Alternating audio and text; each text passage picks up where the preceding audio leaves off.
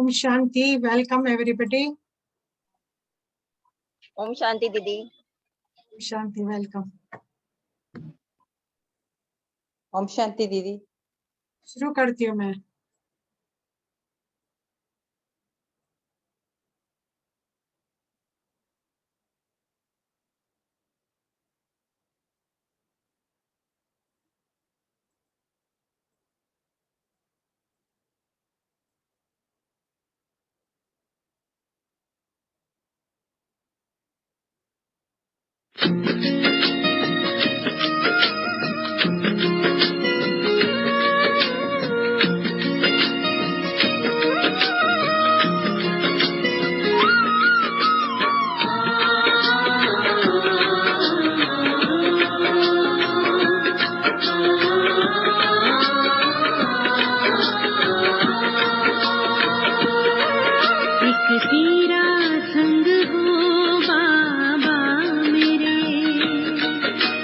जीवन है मेरा सदा बेफिक्र, एक तेरा संग हो बाबा मेरे।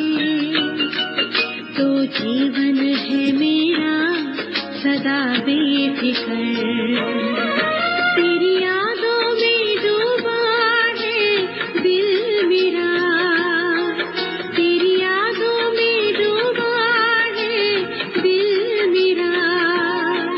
तेरे प्यार से हुआ ऐसा असर, एक तेरा संग हो बाबा मेरे। तो जीवन है मेरा सदा बेफिक्र।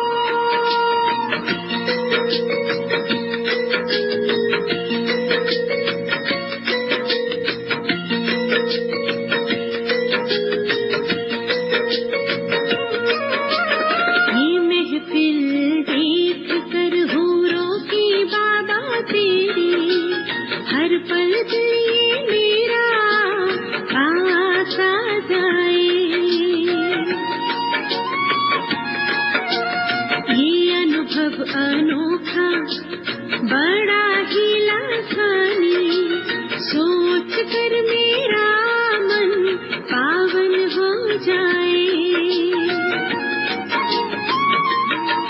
कभी भूलूं भी लम्हा बाबा तुमको, तुम पास आ जाते हो खुद ही अक्सर, एक तेरा संग हो बाबा मेरे। तो जीवन है मेरा सदा बेफिक्र।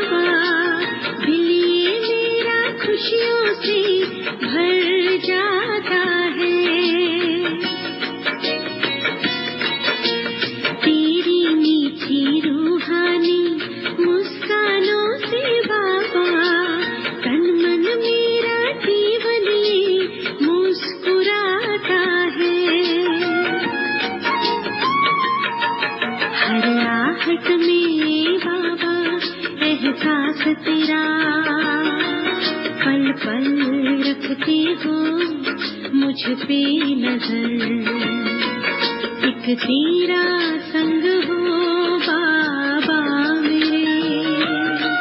तो जीवन है मेरा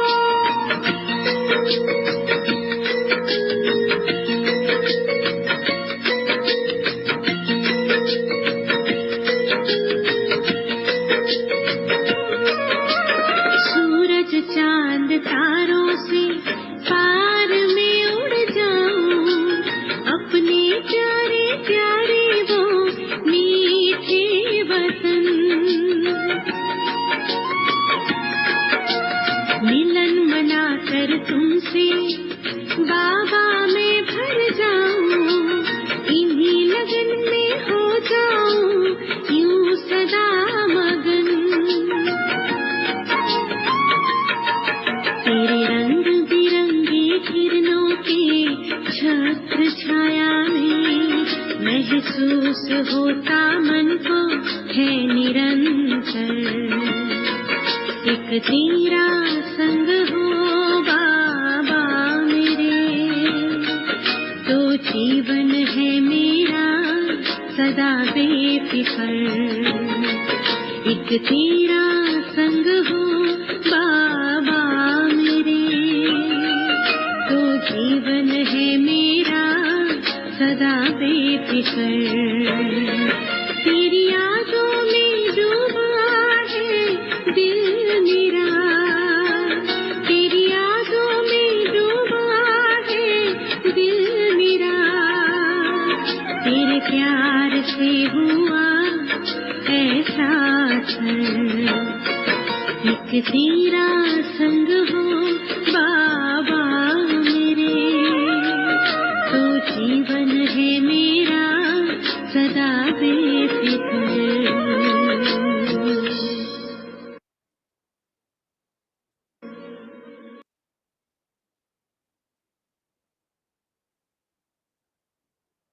ओम शांति। आज हम सुन रहे थे संस्कारों के ऊपर। संस्कार 5 प्रकार के हैं। सबसे पहले हमने ओरिजिनल संस्कार सुने, कल हमने पास्ट बर्थ के संस्कार सुने और खानदानी मीन्स फैमिली संस्कार सुने। आज हम आगे बढ़ेंगे कि आज जो हमने देखा कि इन 7 गुणों और शक्तियों से जब आत्मा भरपूर होती है तो हमारी हेल्थ पर भी अच्छा असर करती है, हर एक अलग अलग अंग पर। फिर सारी कमजोरियां और बीमारियां आती है अगर हमें ये कमी और कमजोरी है। तो हमने पहला संस्कार आदि अनादि मूल संस्कार को सुना, दूसरा संस्कार अगले जन्म के थे, तीसरा संस्कार माता पिता यानी खानदानी संस्कार थे, चौथा संस्कार है संग के वातावरण के संस्कार। तो कल हमने देखा था अच्छे संस्कार किसी मॉल से नहीं मिलता, परिवार के माहौल से ही मिलता है। माता पिता के दिए संस्कार व्यवहार में दिखाने चाहिए, पहनावे से नहीं, क्योंकि लोग समझते हैं कि हमारा अच्छा पहनावा है तो हमारे संस्कार अच्छे हैं।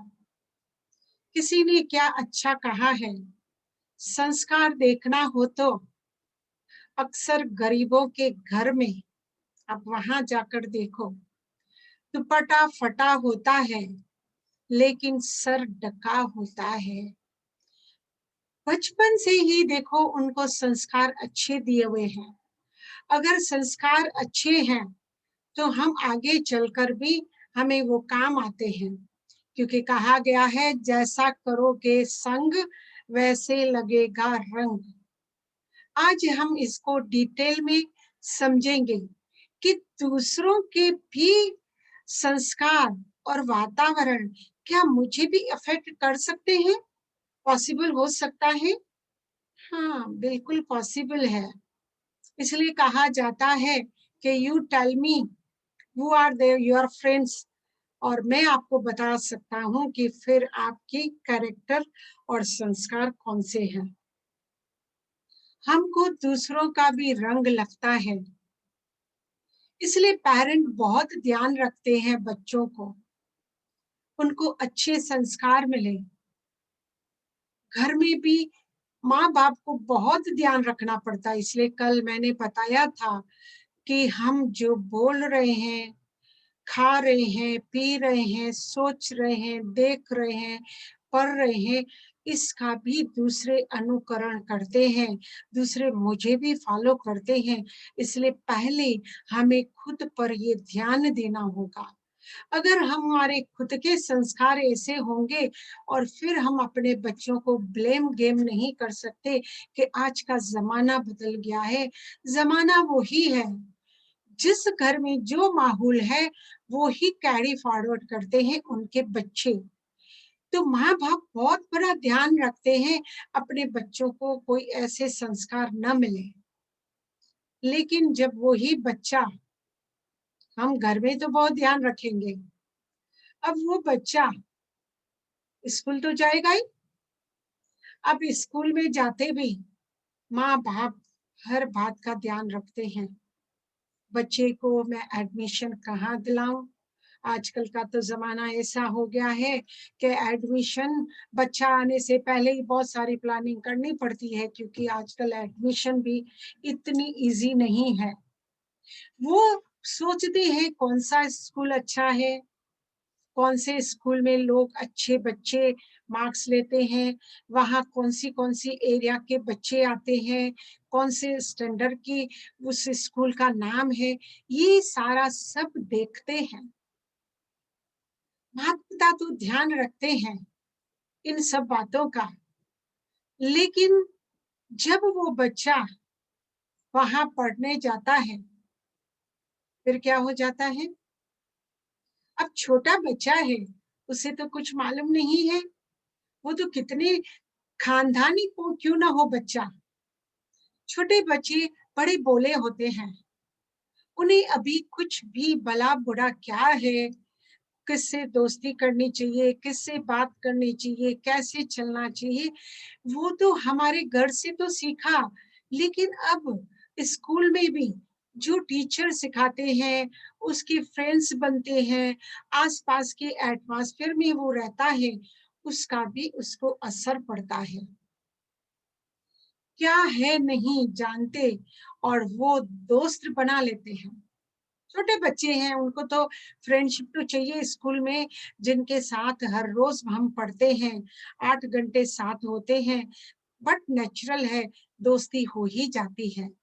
लेकिन बच्चे ये कोई चुनकर दोस्ती नहीं करते हैं, क्योंकि पहले पहले तो आप देखो, हम किसी को भी मिलते हैं तो उनकी भी आदतें हमें तो कोई मालूम नहीं होती है ना, उनकी आदतें क्या होती है, पहले दोस्त बना लेते हैं। कभी उनका हमने हिस्ट्री नहीं चेक किया कि वो कहाँ जाते हैं, क्या करते हैं, उनकी आदतें क्या है, बस दोस्त बन गए।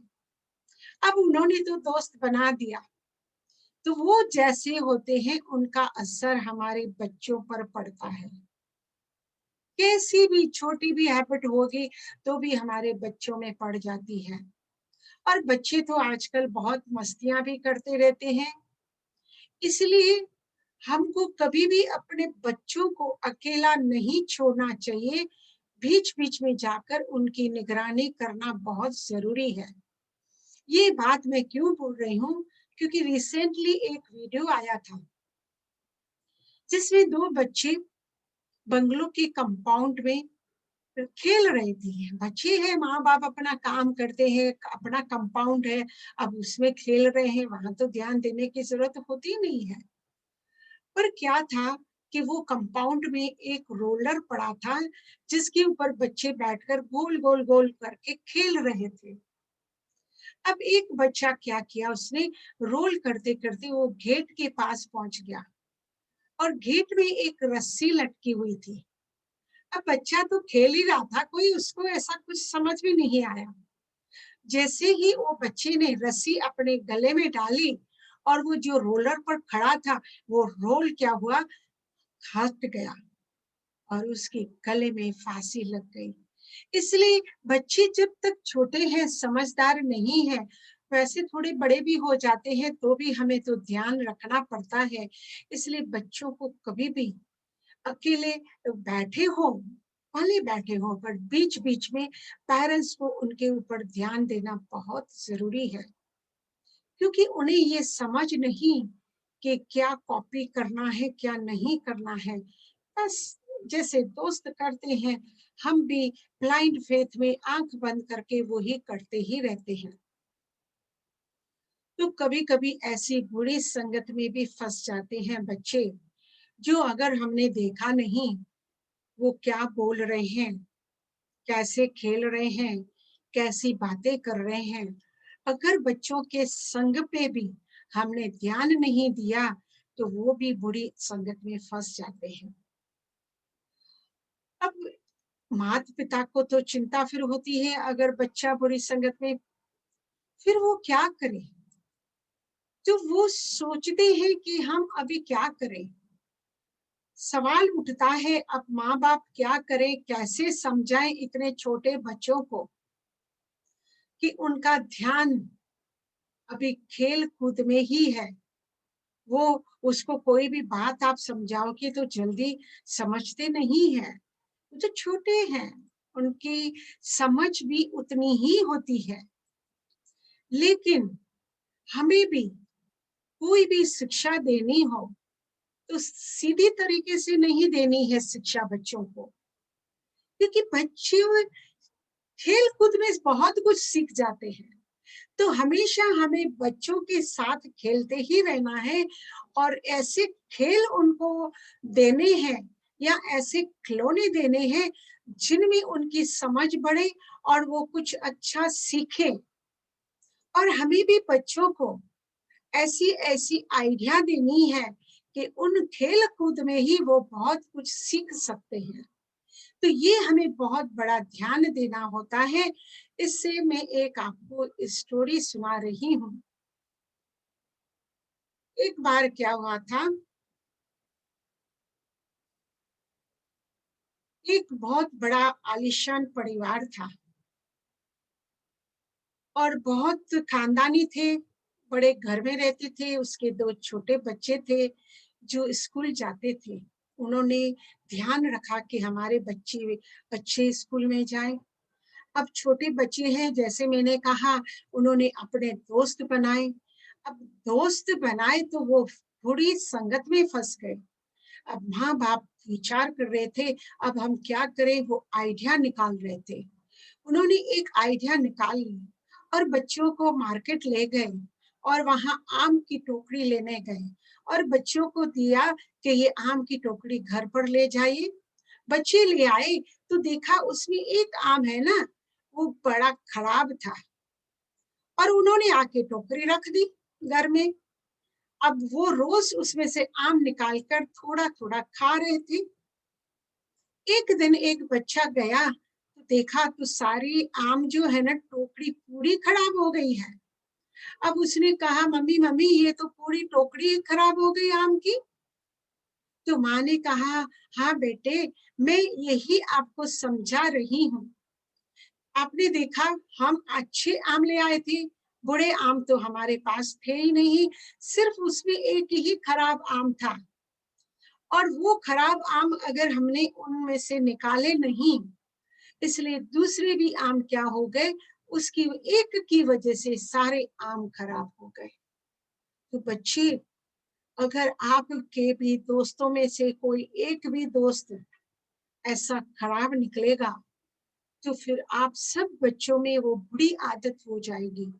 इसलिए आपको बहुत ध्यान देना पड़ेगा दोस्तों के पर। कौन सी अच्छी बात है वो आप हमें बताइएगा और हम आपको कहेंगे कि ठीक है ये बात, क्योंकि हमसे जितना शेयर करेंगे तो हम आपको उनसे बचाते रहेंगे। अब ये खेल खेल में बच्चों को भी समझ में आ गया कि ये तो सच्ची बात है। अभी हम भी आज से पूरा ध्यान रखेंगे। और फिर उन्होंने बुरी संगत की दोस्ती छोड़ दी और नए दोस्त बनाने शुरू किए, जिनकी माँ बाप को आदतें बताते थे और माँ बाप उनको ओके करते थे। तो कहने का मतलब क्या है कि संगत में अगर एक भी खराब होता है तो सारे के सारे बच्चों के जिंदगी बिगड़ जाती है। क्या खूब लिखा है किसी ने संगत का जरा ध्यान रखना साहेब। क्यों? संगत आपकी खराब होगी और बदनाम आपके माँ बाप और संस्कार होते हैं। ये मैंने कल भी समझाया था और ये मैं फिर से ये कहती हूँ कि अपने माँ बाप ने हमें अपनी जीवन दी है, अपना सब कुछ त्याग कर हमने जो मांगा है, हमें अच्छे संस्कार दिए हैं, सब कुछ अच्छा दिया है। लेकिन अगर हम अपने दोस्तों की बुरी संगत में आ जाते हैं तो हमारे माँ बाप का भी नाम बदनाम होता है, तो प्लीज ऐसा कोई भी कार्य न करें जिससे हमारे माँ बाप का नाम बदनाम हो। ये मुझे बहुत बड़ा ध्यान रखना होगा।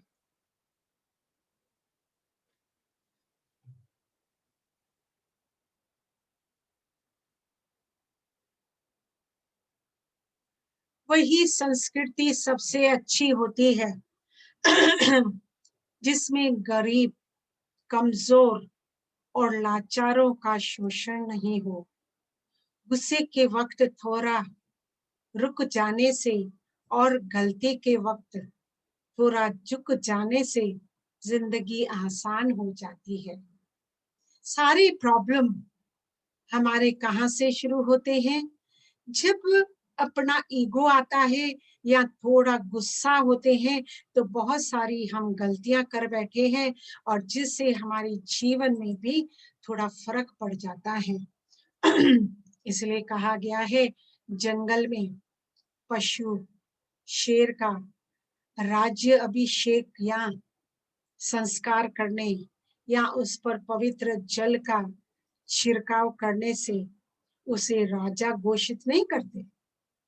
ऐसा हुआ है क्या? कभी सुना है कि शेर को हमने अभिषेक किया हो, भाई तू आज से राजा है, या उसको संस्कार दिए या गंगा जल का पवित्र जल लाकर छिड़कते हैं, अभी तुम पवित्र हो जाओगे। उसे राजा घोषित नहीं करते, बल्कि शेर तो अपनी क्षमताओं और योग्यता के बल पर खुद ही राजा बनता है। तो कहने का तात्पर्य कि हमारी भी योग्यता जो है हमारे बल से नहीं, लेकिन हमारे संस्कारों से होती है। क्योंकि वही संस्कार सिर्फ मुझे सुख नहीं देंगे, पर मेरे साथ जो अन्य व्यक्ति भी कार्य कर रहे हैं, मेरे वातावरण में है, उनको भी हमारे संस्कारों का प्रभाव पड़ता है। मैंने वैसे भी पहले बताया था, हमारे गुणों और शक्तियों की एक ओरा निकलती है और वो ओरा धीरे धीरे एक कवच बन जाती है, छत्र छाया का, जिसमें हम खुद तो सुरक्षित रहते हैं, लेकिन हमारे आसपास भी अगर कोई भी व्यक्ति भी होता है तो उसको भी उसका असर रहता है और वो भी सुरक्षित रह सकता है। तो हमारे में ऐसे संस्कार और ऐसी योग्यता होना जरूरी है। मैं रास्ते से गुजर रही थी तो सामने से एक परिचित मिल गई। उन्हें मुझसे कहा, मजे में हो? मैंने जवाब दिया, आनंद में हूँ।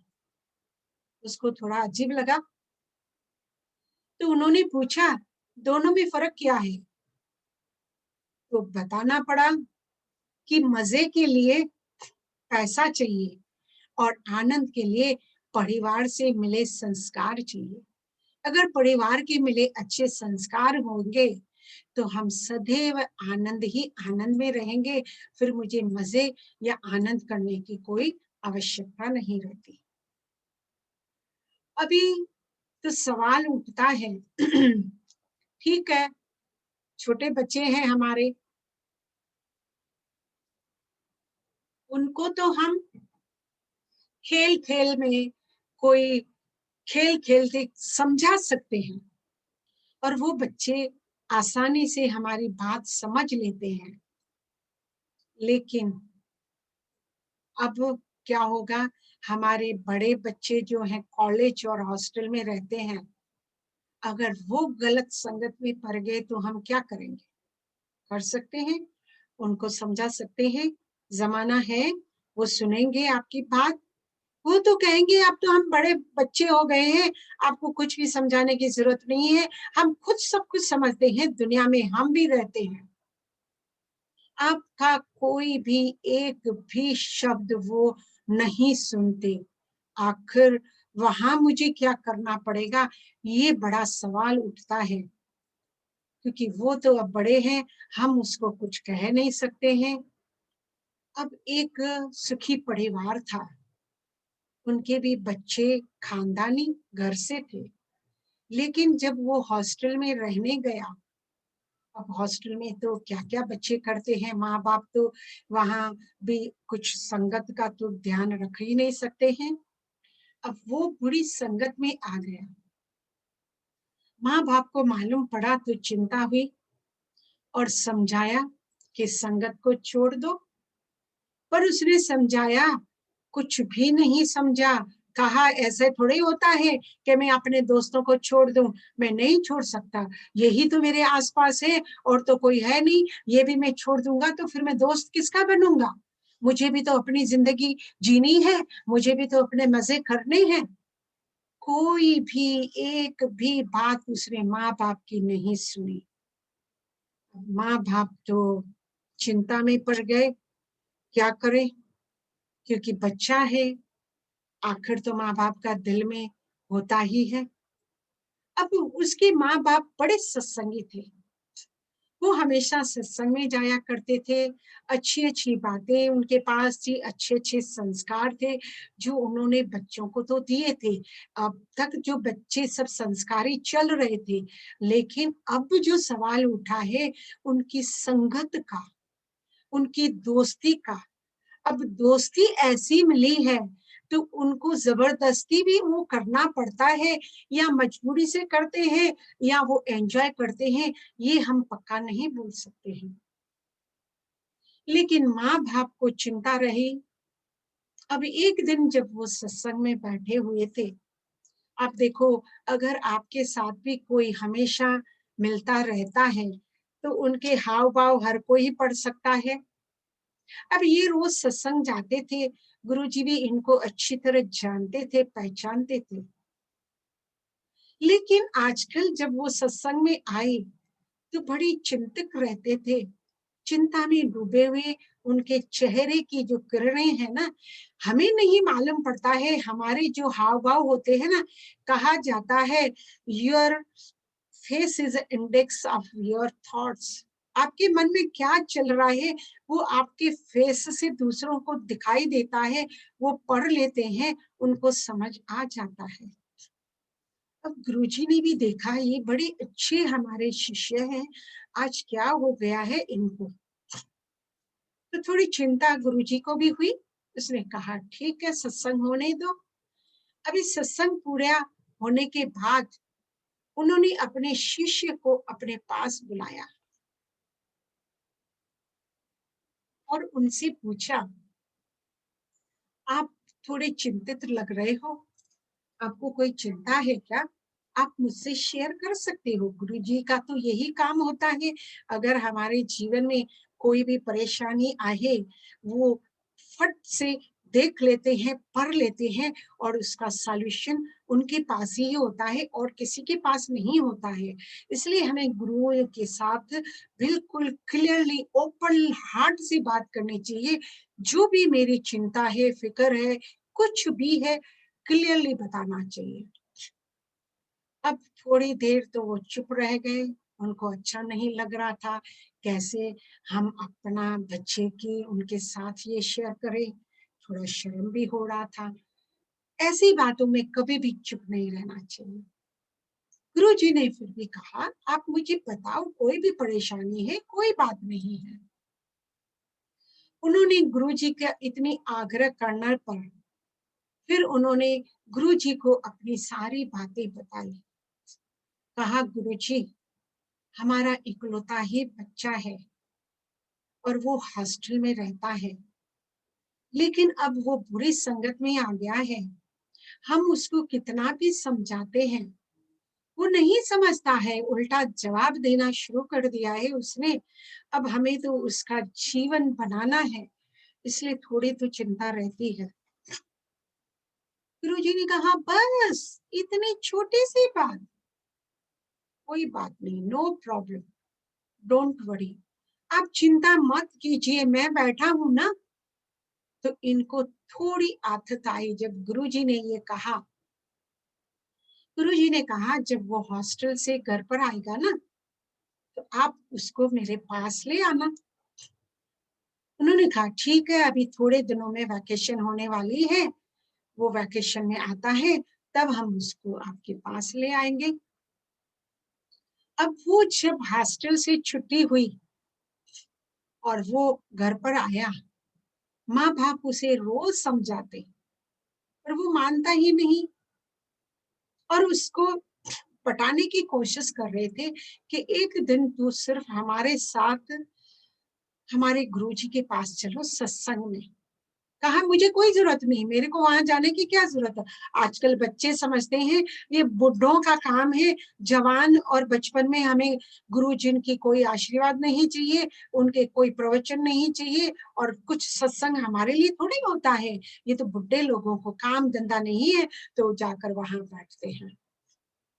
वो रोज टालता रहा, रोज टालता रहा। अब एक दिन कहा ठीक है, माँ बाप कहते हैं ना, चलो मैं चलता हूँ।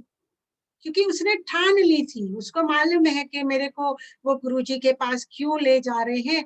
तो वो रोज सोचते सोचते अब होशियारी यूज करना उसने शुरू कर दी कि ठीक है ना, गुरुजी क्या करेगा, मैं चलता हूँ। ठीक है।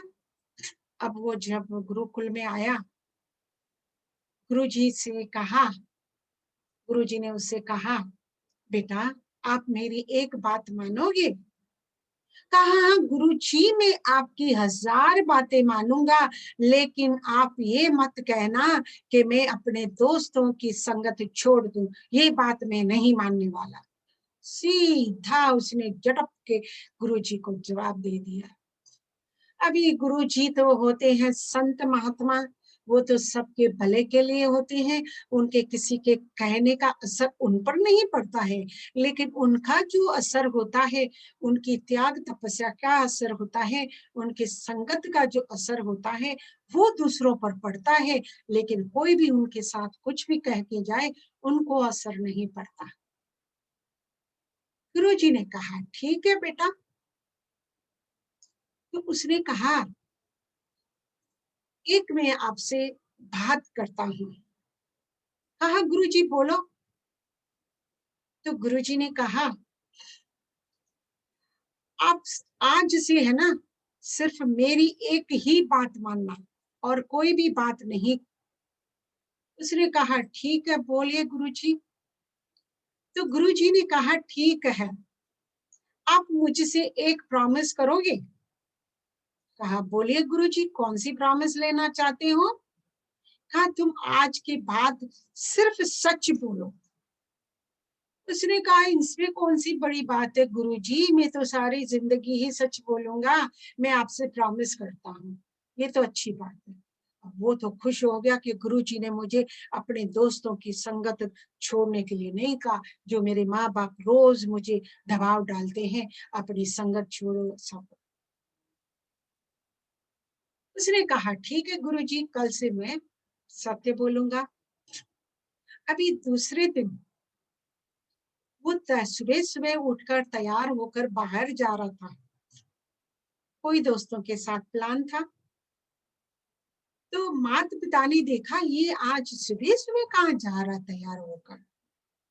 तो उनके पिताजी ने पूछा बेटा आज सुबह जल्दी कैसे उठ गए और कहाँ जा रहे हो, किस काम के लिए जा रहे हो।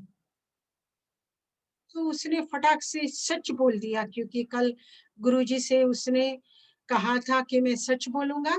उसने कहा हम दोस्तों ने मिलकर एक बहुत बड़ा प्लान बनाया है, डॉकेटी कर रहे हैं, हम जाकर डाका डालेंगे। उसने पूछा पिताजी ने कहाँ जा रहे हो। उसने कहा यहाँ जा रही हूँ।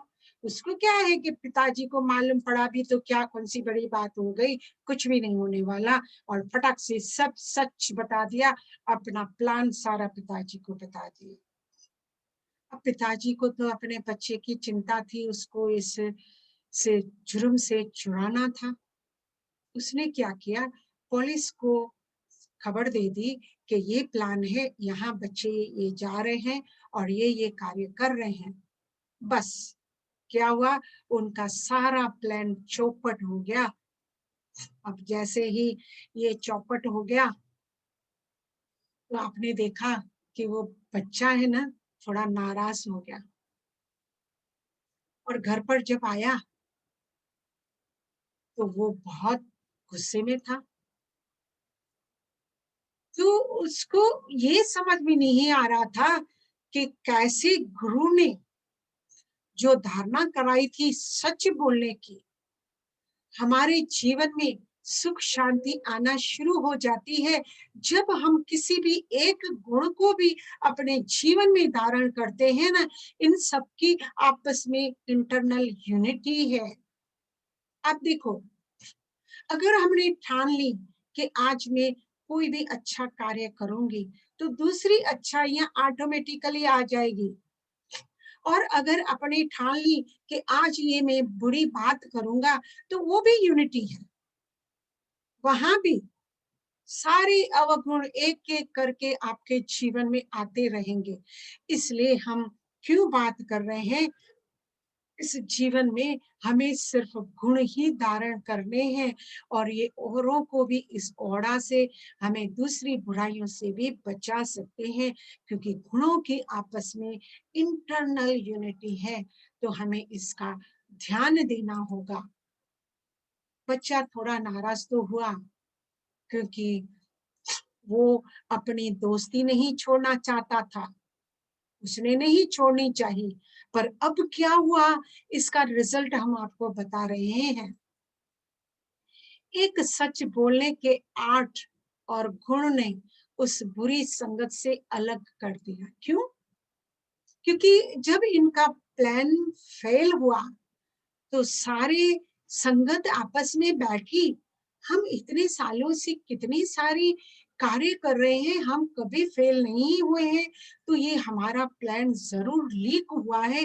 अब किसने लीक किया है उसके लिए वो एक दूसरे से पूछताछ करने लगे। तब इसने बताया कि मेरे को गुरुजी ने कहा है सच बोलना है। अब मुझे क्या मालूम था, मैंने तो अपने पिताजी को सच बात बताई थी। अब क्या हुआ मुझे कुछ नहीं मालूम। अब उसके दोस्तों को इतना गुस्सा आया इसके ऊपर, कहा कल से तुम हमारी संगत से बाहर हो जाओ, आप हमारी संगत में नहीं शामिल हो सकते हैं। तो देखा, सबने कोशिश की, माँ बाप ने कोशिश की मेरा बच्चा इस संगत से छुड़ जाए। हम कितनी सलाह दें, कितनी बातें करें, कितना समझाएं लोगों को, कोई नहीं सुनता। संत महात्माएं गीताएं महाभारत रामायण इतना चिल्ला चिल्ला कर अच्छी बातें बता रहे हैं, लेकिन कौन सुन रहा है? सुन भी रहे हैं तो धारण कौन कर रहा है? कोई भी नहीं। लेकिन जब उसने एक सच्चाई का आर्ट लिया कि मैं सच बोलूंगा, तो उस सच ने इसकी जीवन बर्बाद होने से बचा दिया और वो पूरी संगत ने ही उसको निकाल दिया। वो निकलना नहीं चाहता था। इसलिए कहा गया है नेक लोगों की संगत से हमेशा भलाई ही मिलती है, क्योंकि जब हवा फूलों से गुजरती है तो वो भी खुशबूदार हो जाते हैं। अच्छे लोगों के साथ रहने से हम खुद अच्छे हो जाते हैं, बुढ़ों की संगत से हम खुद बुरे हो जाते हैं। ये आप चाहो न चाहो, ये ऑटोमेटिकली आप में आ जाता है। इसलिए कहा गया है संगत करने से, दोस्ती करने से पहले आप जांचो, परखो। परखोगे नहीं तो जीवन भी हमारी ऐसे ही बर्बाद हो जाती है। इसलिए अपनी संगत का हमें बहुत बड़ा ध्यान रखना होगा। अगर संगत का ध्यान नहीं रखेंगे तो हमारा भी ऐसा हाल होगा। और अगर हम अपने में 7 गुण और शक्तियों को भी नहीं बढ़ाएंगे तो जीवन में सुख शांति कभी भी नहीं आएगी, क्योंकि उनकी आपसी यूनिटी है। अब चलते हैं हर रोज की तरह अपने मन और बुद्धि को स्वच्छ बनाते हैं।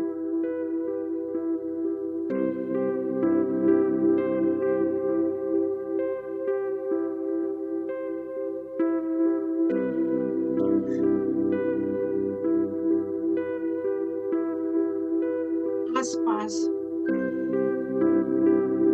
हो रही हलचल और आवाजों से दूर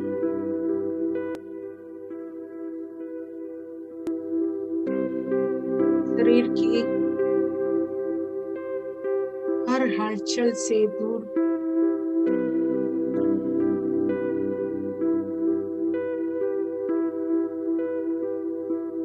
मन को मौन करते हुए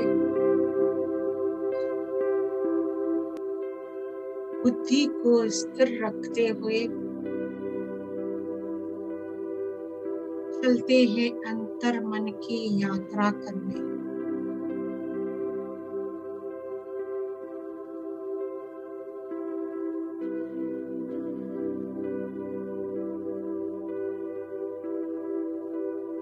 मन को शांत और स्वस्थ बनाते हुए बुद्धि की एकाग्रता से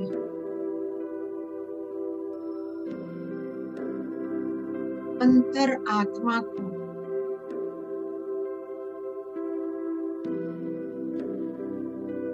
ध्यान पूर्वक देखते हैं।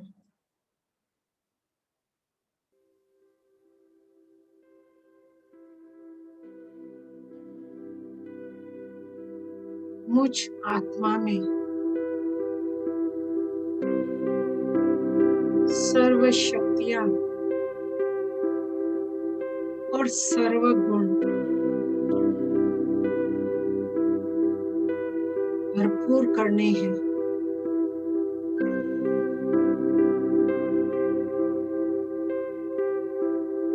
उसके लिए हमें अपने मन को स्वच्छ और शांत बनाना होगा। इसमें अच्छे विचारों को बढ़ना होगा।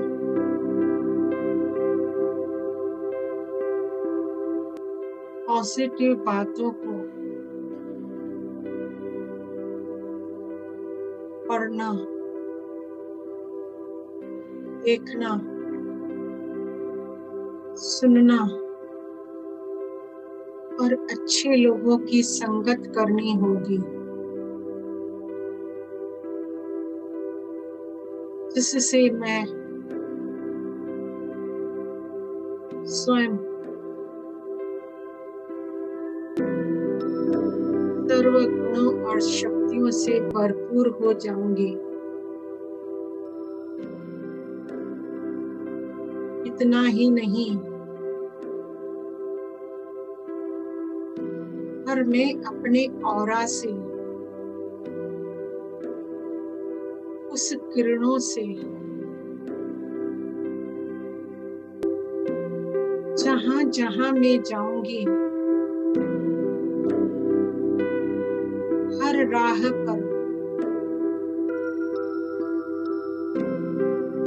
अच्छाइयों के गुणों से कदम कदम पर फूलों की वर्षा करती जाऊंगी। उस ऑरा में जो भी आत्मा मेरे संग में आएगी, उसको भी इस ऑरा से भरपूर कर दूंगा।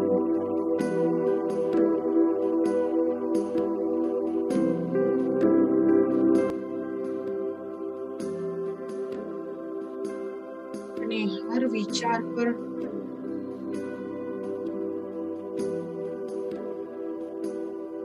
ध्यान देना होगा।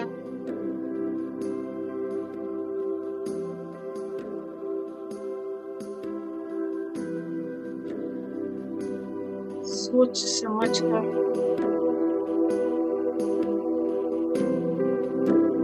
आगे पीछे परिणाम सोचकर कार्य करेंगे, जीवन में सफलता आती जाएगी।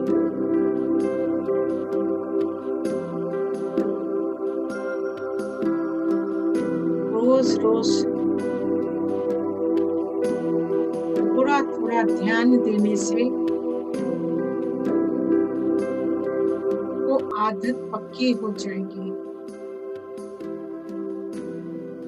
संस्कार एक दिन में नहीं बनते। हमारे संस्कार एक धागे की तरह है। अगर अच्छा नहीं लगा उसे हम तोड़ सकते हैं, और अच्छा कार्य करने से, हर रोज करने से एक धागे के ऊपर दूसरा धागा, धागे के ऊपर दूसरा धागा, ऐसी पक्की रस्सी बन जाएगी। और फिर हमें सिर्फ अच्छी बातें अच्छी लगेगी, अच्छे संस्कार अच्छे लगेंगे, अपने लोगों से उठना बैठना भी अच्छा लगेगा। बस इतना ही ध्यान देना है।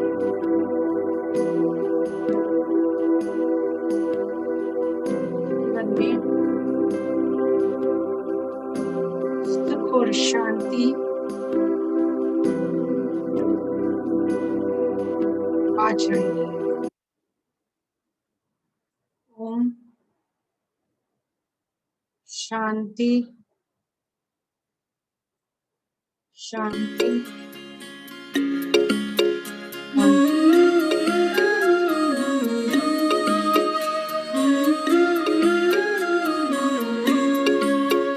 मेरे संग संग चलते हैं बाबा, मेरे संग संग चलते हैं बाबा, मेरे संग संग चलते हैं बाबा, मेरे संग संग चलते हैं बाबा।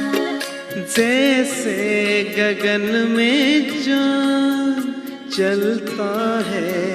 चलता है, उनकी किरणों की छाया में दिल हर पल रहता है। जैसे गगन में चाँद चलता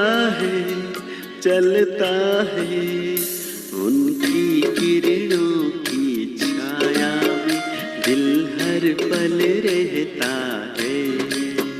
मेरे संग संग चलते हैं बाबा, मेरे संग संग चलते हैं बाबा, मेरे संग संग चलते हैं बाबा, मेरे संग संग चलते हैं बाबा।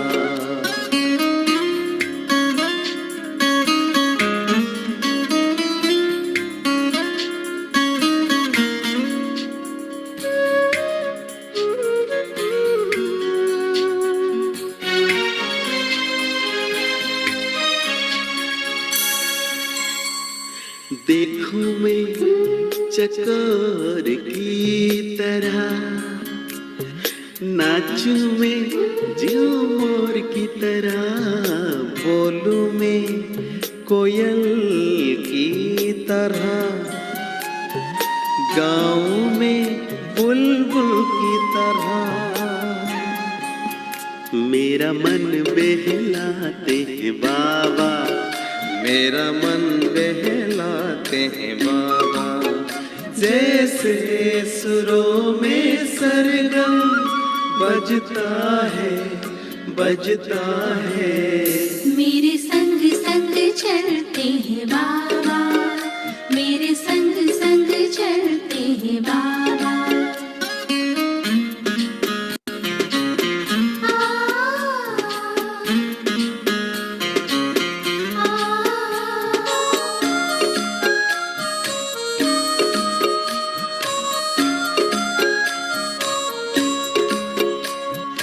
सोचूं मैं भंवरों की तरह, झूमों में लहरों की तरह, चमकूं मैं जुगनू की तरह, मुस्कान में फूलों की तरह।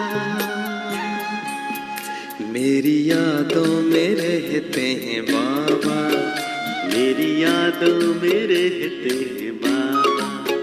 जैसे जैसे सावन में नीर बरसता है, बरसता है।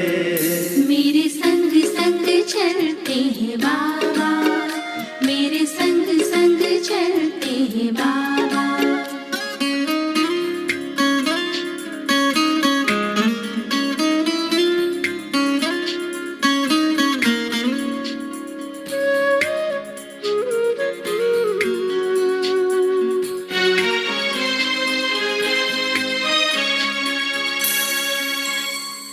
मन की मैं हर एक बात कहूँ, एक पल भी ना मैं दूर रहूं।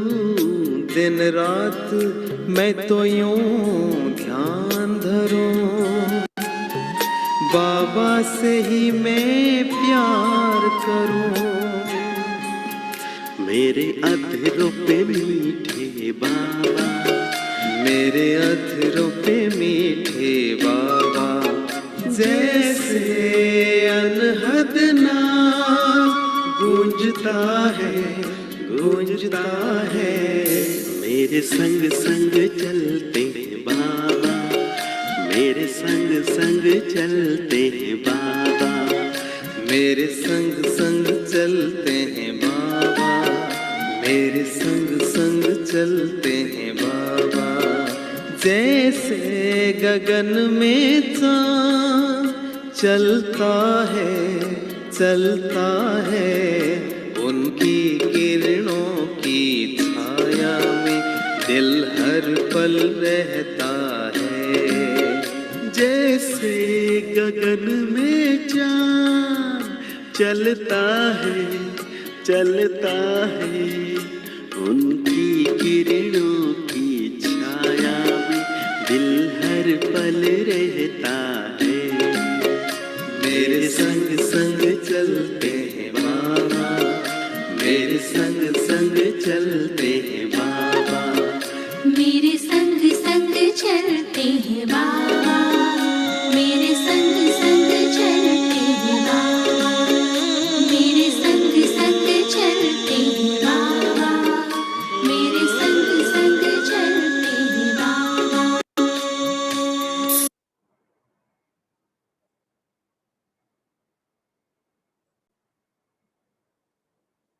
ओम शांति।